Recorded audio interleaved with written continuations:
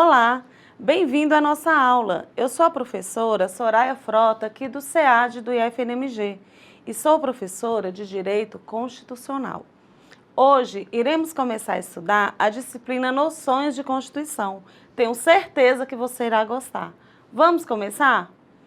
Você sabe me dizer qual é a lei mais importante do nosso país? Qual é a lei suprema? A lei maior? Qual é a lei do Brasil que deve ser respeitada por todas as outras leis em vigor? Acertou quem respondeu? Constituição Federal de 1988. Veja só, a Constituição de 88 é a nossa lei maior, é o documento mais importante do nosso país e todas as leis do Brasil devem obediência a ela. Aí você me pergunta, por que, professora? Porque a Constituição vai dizer quais são os nossos direitos, quais são os nossos deveres, aquilo que o Estado deve nos assegurar, quais são as atribuições do Estado, como que o nosso Estado funciona. Eu trouxe para você o conceito de Constituição. Segundo José Afonso da Silva, um grande estudioso da Constituição e doutrinador respeitado. Para ele, Constituição consiste no sistema de normas jurídicas, escritas ou costumeiras, que regulam a forma do Estado, a forma de seu governo, o modo de aquisição e exercício do poder, o estabelecimento de seus órgãos e os limites de sua atuação. A Constituição Federal está no topo do ordenamento jurídico e ela é o fundamento de validade de todas as outras leis, ou seja, nenhuma lei pode contrariar aquilo que está no texto constitucional, sob pena de ser considerada uma lei inconstitucional. A lei ou é constitucional, que respeita as normas da Constituição, ou não é lei. Não pode valer em ação contrária à Constituição. Esse é o princípio da supremacia constitucional. Vou repetir. A Constituição está no topo, no ápice do ordenamento jurídico, ela está acima de todas as leis, ela manda em tudo e nenhuma norma jurídica pode contrariá-la, sob pena de ser considerada inconstitucional. É a lei maior de uma sociedade politicamente organizada. É o modo pelo qual se forma, se estabelece e se organiza uma sociedade. Pode ser chamada de Carta Magna ou Lei Suprema. Acontece, pessoal, que nem sempre as constituições foram uma realidade nas nações. Houve um tempo em que os reis detinham o poder absoluto em suas mãos. Os três poderes que conhecemos hoje, e que eu tenho certeza que você já ouviu falar, quais são eles? Poder legislativo, que ordena e cria as leis, o poder executivo, que executa, que aplica as leis, e o poder judiciário, que vai julgar as leis criadas, estavam em posse dos monarcas, que detinham o poder absoluto, originando a expressão absolutismo. Mas foi somente com o surgimento do constitucionalismo que esse cenário mudou, colocando a Constituição Federal no topo da pirâmide normativa e organização do poder do Estado. Eu trouxe um slide para você em relação a essa pirâmide. Observe essa imagem. É uma pirâmide denominada Pirâmide de Kelsen. A Constituição Federal está no topo mais alto da pirâmide. É a legislação maior do nosso país. Veja que ninguém está acima da Constituição Federal. Logo abaixo, nós temos as emendas constitucionais, depois as leis, as medidas provisórias, decretos, resoluções. Essa pirâmide é muito importante para visualizarmos onde se localiza a Constituição Federal. Deu para você entender? Eu vou insistir mais um pouco, para você nunca esquecer da importância da rainha de todas as leis. É a Constituição Federal quem trata dos princípios fundamentais, dos direitos e garantias individuais, da organização do Estado, da organização dos poderes executivo, legislativo e judiciário, ou seja, é lá dentro da Constituição que estão os nossos direitos, mas também os nossos deveres, além de tratar de outros assuntos. Agora, vamos falar um pouco da classificação das constituições. Os doutrinadores que são os estudiosos do direito, classificam as constituições de várias maneiras. Iremos analisar apenas algumas delas. Veja só no nosso slide. Podemos observar que, quanto à forma, a Constituição pode ser escrita, que ela é codificada em um documento, ou não escrita, também chamada de consuetudinária, que surge dos costumes de uma certa sociedade. Quanto à origem, as constituições elas podem ser classificadas em promulgada ou uma constituição outorgada. Promulgada é a democrática, é aquela composta de representantes eleitos pelo povo para esta finalidade. Outorgada é a Constituição que não há participação do povo na elaboração dessa Constituição. Ela é imposta ao povo pelo governante. No nosso país, no Brasil, as constituições de 1824, 1937 e 1967 foram impostas ao povo, ou seja, elas foram outorgadas. Quanto à estabilidade, as constituições podem ser imutáveis, quando as suas normas não podem ser reformadas. Elas podem ser super rígidas. Exemplo, a nossa Constituição Federal atual, de 1988, que é a nossa Constituição em vigor, ela possui um núcleo duro, que são chamadas de cláusulas pétreas, que exigem um processo rígido para a alteração dessas normas. As constituições também, elas podem ser rígidas, são aquelas que, para sofrer qualquer alteração, elas deverão passar por um processo legislativo mais dificultoso. Já as semirrígidas, um processo legislativo ainda árduo. E as flexíveis, já um processo mais brando. Quanto à extensão, nesse caso, quando a gente classifica as constituições quanto à extensão, estamos preocupados em analisar o tamanho da Constituição. Ou seja, elas podem ser analíticas ou sintéticas. Analíticas quando possuem uma grande quantidade de artigos, ou as sintéticas quando possuem poucos artigos. Também existe a classificação quanto à ideologia. Será levado em conta, nesse caso, a que esse sistema de produção econômica está atrelado à Constituição. Elas podem ser de dois tipos: ortodoxas, que são atreladas a uma única ideologia. Por exemplo, a Constituição da República da Antiga União Soviética, de 1977, que estabelecia o modelo socialista. Ou podem ser heterodoxas ou ecléticas. São aquelas constituições que estabelecem mais de uma ideologia, como a nossa Constituição de 1988, que possui valores capitalistas, como a livre iniciativa, e também valores socialistas, como a valorização do trabalho. Mediante essa classificação das constituições, conforme o nosso quadro, a Constituição Federal de 88 ela é classificada da seguinte forma.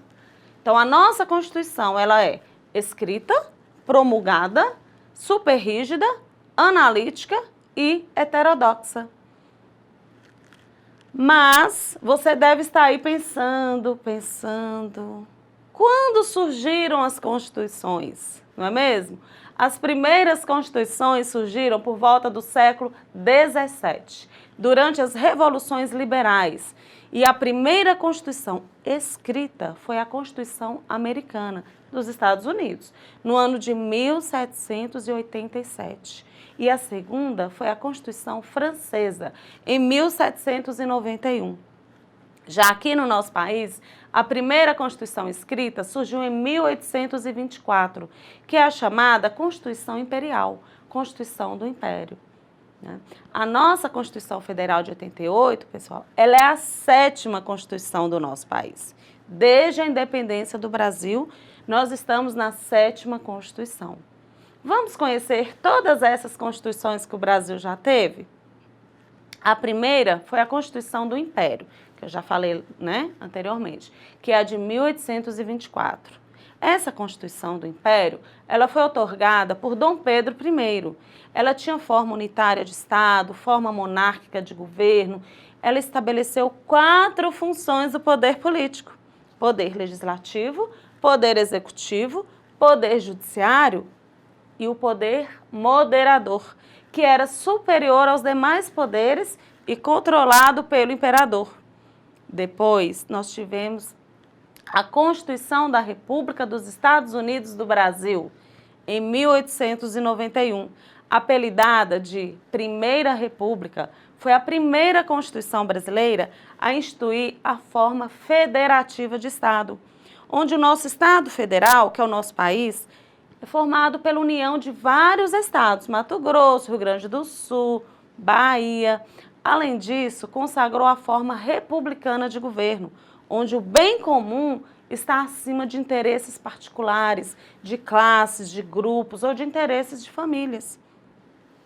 A terceira Constituição do nosso país foi a Constituição da República dos Estados Unidos do Brasil, em 1934, também conhecida como Segunda República.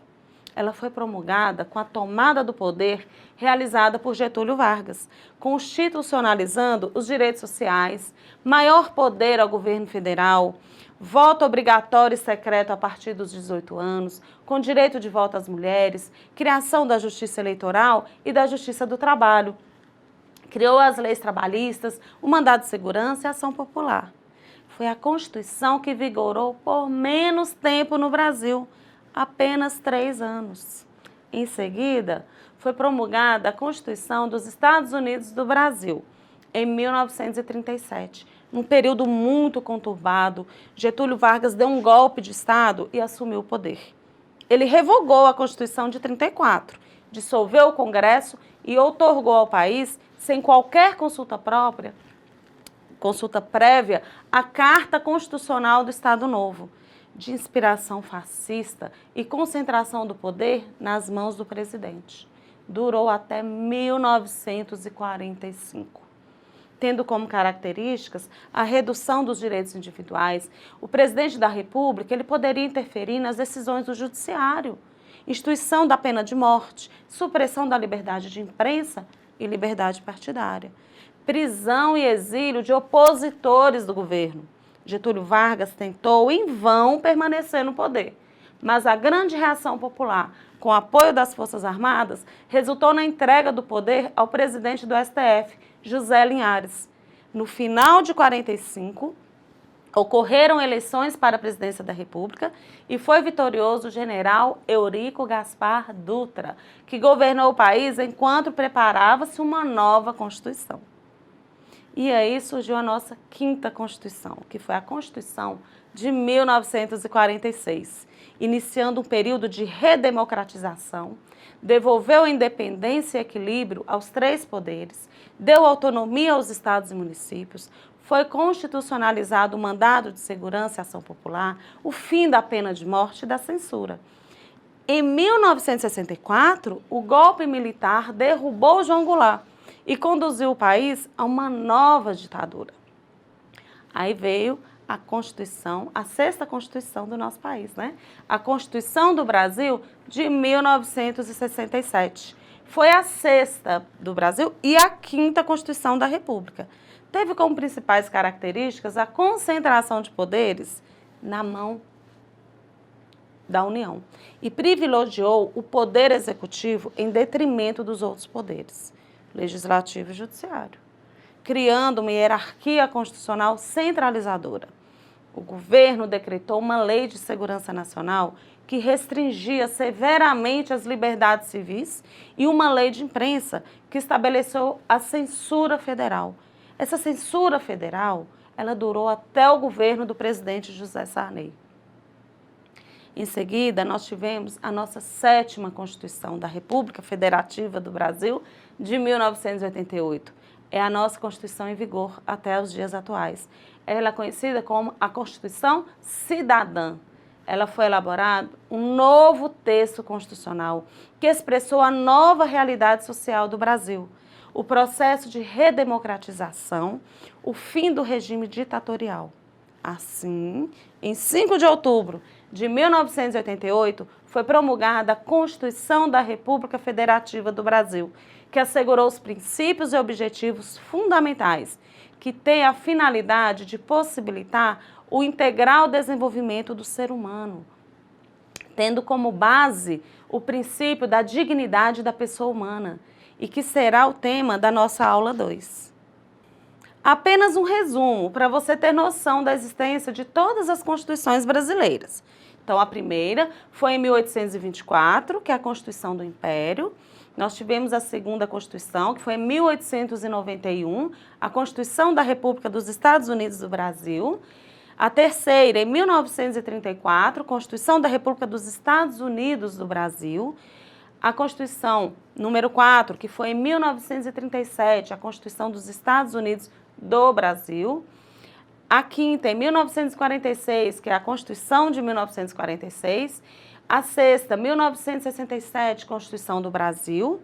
E a que está em vigor, a Constituição Cidadã, a Constituição da República Federativa do Brasil, de 1988. A Constituição Federal é um ramo do direito público porque é uma norma que vai trazer princípios basilares de diversas outras matérias. O que significa que, na Constituição Federal, você tem os princípios básicos relacionados ao direito administrativo, ao direito tributário, ao direito eleitoral, aos preceitos básicos relacionados ao direito penal, enfim, de todas as outras matérias do ramo do direito, a Constituição Federal é a base fundamental, ou seja, ela é a mãe de todos os outros ramos do direito. As constituições normalmente possuem um texto introdutório, uma espécie de apresentação, conhecida como preâmbulo. O preâmbulo tem por finalidade retratar os principais objetivos do texto constitucional, expondo os princípios mais valiosos, as ideias essenciais que alimentaram o processo de criação da Constituição. Você entendeu? Comparando um livro de romance, de ficção, um livro de autoajuda a uma Constituição, podemos dizer que o preâmbulo da Constituição Federal seria uma espécie de prefácio de um livro. Você sabe o que é o prefácio de um livro? Vou explicar para você. O prefácio é um texto de apresentação, escrito pelo autor, colocado no começo do livro, com explicações sobre o conteúdo desse livro, às vezes vem explicando sobre a pessoa do autor. Resumindo, o prefácio explica a essência dos pontos centrais de um livro, assim como o preâmbulo da Constituição Federal. Eu trouxe para você o preâmbulo da Constituição Federal de 1988. Vamos lá? Preâmbulo. Nós, representantes do povo brasileiro, reunidos em Assembleia Nacional Constituinte para instituir um Estado democrático, destinado a assegurar o exercício dos direitos sociais e individuais, a liberdade, a segurança, o bem-estar, o desenvolvimento, a igualdade e a justiça como valores supremos de uma sociedade fraterna, pluralista e sem preconceitos, fundada na harmonia social e comprometida na ordem interna e internacional com a solução pacífica das controvérsias, promulgamos, sob a proteção de Deus, a seguinte Constituição da República Federativa do Brasil. Essa é a redação do preâmbulo da Constituição Federal de 1988. Foi redigida há mais de 30 anos. Eu gostaria de saber de você o seguinte: o que você achou da redação do preâmbulo?